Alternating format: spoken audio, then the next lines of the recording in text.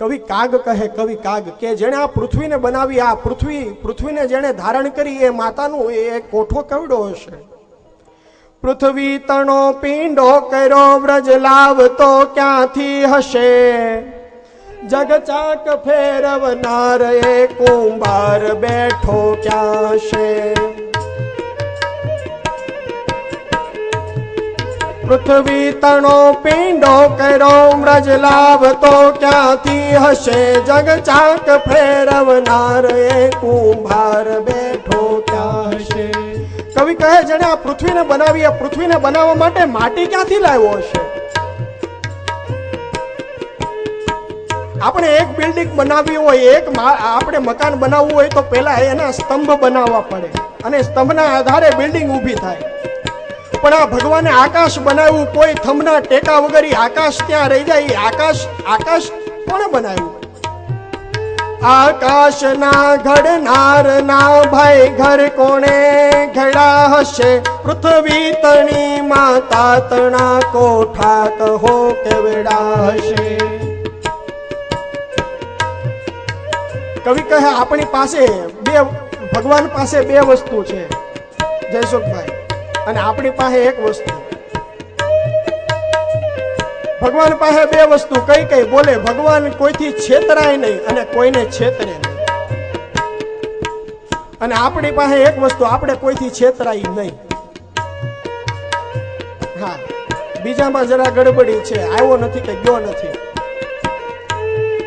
છેતરે નહીં છેતરાય નહીં, અબ જોનો આડતીઓ દિશે, સૌના હિસાબો ચૂકવે શેઠિયો કેવો હશે।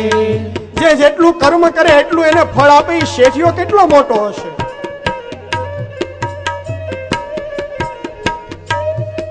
કહે કાગ સર્જક સર્પનો કેવો કઠિન ઝેરી હશે।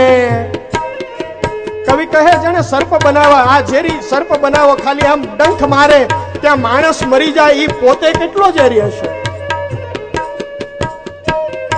કહે કાગ સર્જક સર્પનો કેવો કઠિન ઝેરી હશે। પવને સુગંધ પ્રસરાવતો લાડીલો કેવો લેરી હશે। આમ ખાલી એક પવનનો ઝોકો આવે, એક પવનની લેરખી આવે અને એ ફૂલોની સુગંધ ચારે બાજુ પ્રસરાઈ જાય, આખું વાતાવરણ સુગંધિત બની જાય। એ ફૂલોમાં જેને સુગંધ મૂકી એ પરમાત્મા પોતે કેટલો સુગંધીદાર હશે। પશુ પંખી કે કણનો પિતા પરમાર્થી કેવો હશે। એક માનવી ઘડનાર એ પ્રભુ સ્વાર્થી કેવો હશે। ભગવાન બધાને ઉઠાડે, ભૂખ્યા ઉઠાડે, પણ કોઈને ભૂખ્યા સુવાડે નહીં। આપણે તો માનવ છીએ, ગોતી લઈએ, પણ પશુ પંખીનું પણ જે પેટ ભરી દે એ ભગવાન પોતે પરમાર્થી કેટલો હશે। અને આ માણસ આપણને બધાને બનાવ્યા, આપણે બધા જ સ્વાર્થનું પૂતળું કહેવાય। સુર નર મુનિજન કી યહ રીતિ, અને સ્વાર્થ લાગે કરે સબ પ્રીતિ। તો આ સ્વાર્થનું પૂતળું, આ માનવી જેવો જેને સ્વાર્થી બનાવ્યો, એ ભગવાન પોતે કેટલો સ્વાર્થી હશે। પણ આ તો બધી ભગવાનની લીલા છે, આનો પાર ન પાવી શકાય। રામ સૃષ્ટિનો સર્જનહાર, એને તમે ઓળખી લો। રામ સૃષ્ટિનો સર્જનહાર, એને તમે ઓળખી લો। રામ ભક્તો તણા રખેવાળ, એને તમે ઓળખી લો। રામ ભક્તો તણો રખેવાળ, એને તમે ઓળખી લો। જુઓ પાણી પર પોતાનું પૂતળું બન્યું। જુઓ પાણી પર પોતાનું પૂતળું બન્યું। જુઓ પાણી પર પોતાનું પૂતળું બન્યું। જુઓ પાણી પર પોતાનું પૂતળું બન્યું। એમાં જાતળ જળ જેવું બિંદુ બન્યું। એમાં ઝાકળ જેવું બિંદુ બન્યું। માના ઉદરમાં બેસી ઘડનાર, એને તમે ઓળખી લો। માના ઉદરમાં બેસી ઘરનાર એને તમે ઓળખી લો. ભલા તમે વિચાર તો કરો, એ માના ઉદરમાં એ વ્યવસ્થા કરે, જે આપણું ધ્યાન રાખે, એની લીલાનો કઈ રીતે પાર પામીએ? નથા દૂધ વાંકું ખબર હે ખુદાકું. એ બાળક નાનું જન્મ થાય એને ખબર હોય, ભગવાનને ખબર હોય કે આને દાંત નથી, ચાવી નહીં શકે, એટલે માના સ્તનમાં એ દૂધની વ્યવસ્થા કરે પરમાત્મા. એની લીલાનો પાર કેમ પમાય? જુઓ નારિયેળના ઝાડ કેવા ઊંચા દેખાય, જુઓ નાળિયેરના ઝાડ કેવા ઊંચા થાય. એના ફળમાં ત્રણ ત્રણ પડદા દેખાય, એના ફળમાં ત્રણ ત્રણ પડદા થાય. એમાં પાણીનો પૂરનાર એને તમે ઓળખી લો. એમાં પાણીનો પૂરનાર એને તમે ઓળખી લો. રામ સૃષ્ટિનો સર્જનહાર એને તમે ઓળખી લો. રામ સૃષ્ટિનો સર્જનહાર એને તમે ઓળખી લો. ખરેખર આ જે પરમાત્મા એ સૃષ્ટિ બનાવી, વિચાર તો કરો એ કઈ રીતે બનાવી હશે. આમ તમે હરિદ્વાર જાઓ, એની આગળ બદ્રી કેદાર તમે જાઓ, અને આમ એવો માતાજીનો ખળખળ ખળખળ અવાજ આવતો હોય, એવું વાતાવરણ હોય કે તમને ઘરે આવવાનું મન ન થાય. એવું એવું સૌંદર્ય પરમાત્માએ આ કુદરતી સૌંદર્ય બનાવ્યું, એ પોતે કેટલો સુંદર હશે.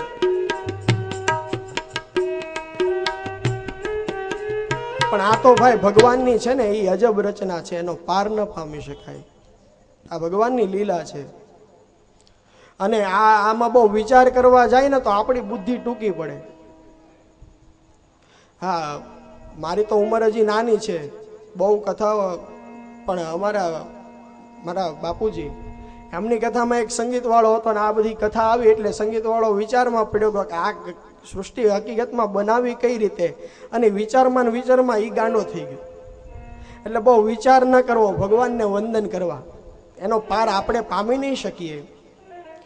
રામની અજબ રચના રે નો પાર મનુષ્ય કેમ પામે.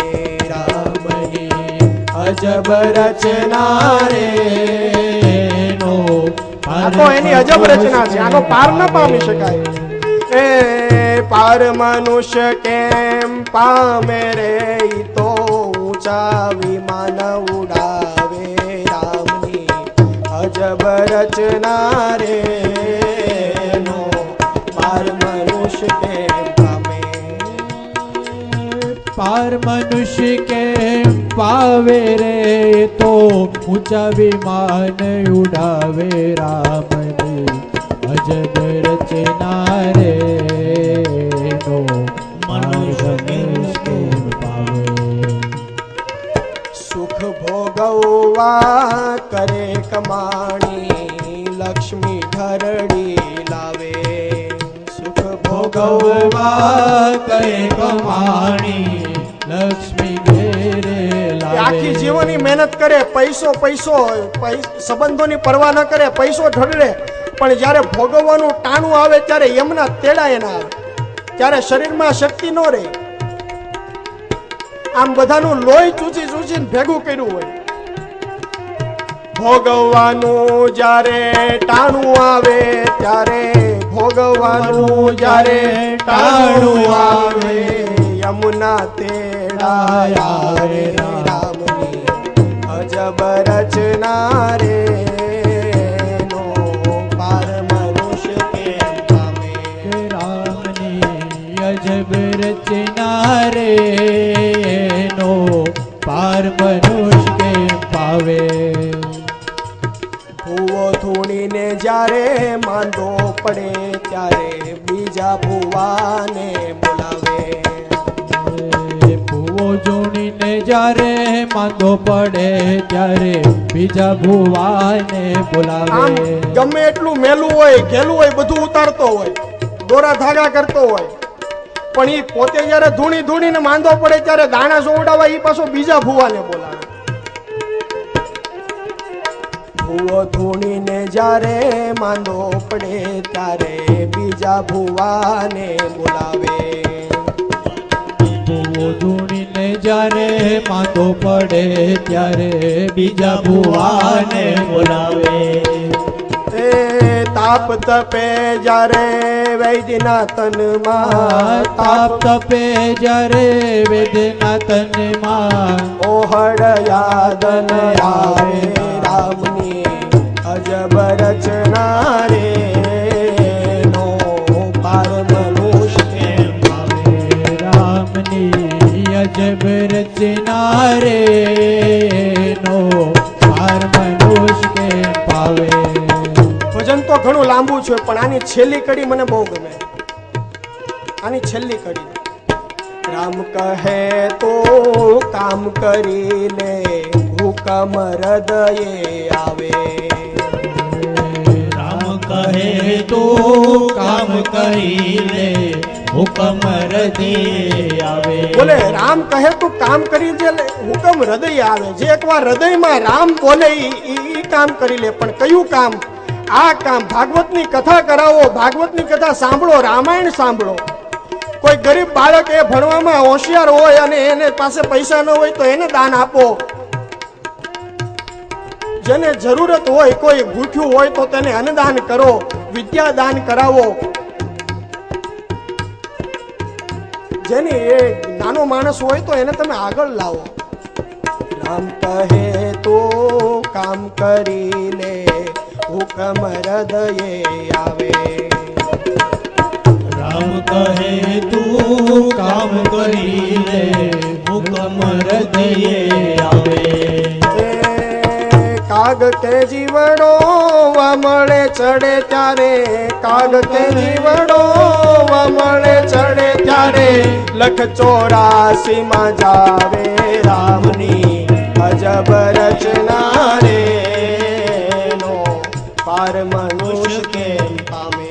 રામની અજબ રચના રે નો પાર મનુષ્ય કેમ પાવે. કેટલું વર્ણન કરવું, કેટલું વર્ણન કરવું, આનો કોઈ પાર જ ના આવે. આમ આમ સાથે સાથે આમાં નીકળી જાય. બોલો ભગવાન ઘણા આ બધા આપણને બધાને આ ઝાડ બનાવ્યા, પાન બનાવ્યા, આપણને બધાને જન્મ આપ્યો એ ભગવાનનો ચમત્કાર નહીં તો બીજું શું.